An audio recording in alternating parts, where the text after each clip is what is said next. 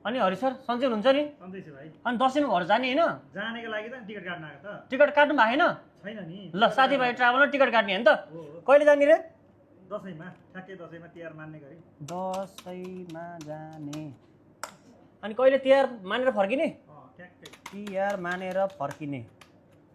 ल ओहो कति सस्तो टिकट साथीभाइमा। ल हेर्नुहोस् त यहाँ यो यो यो रेटमा कहीँ पाउनुहुन्छ तपाईँले?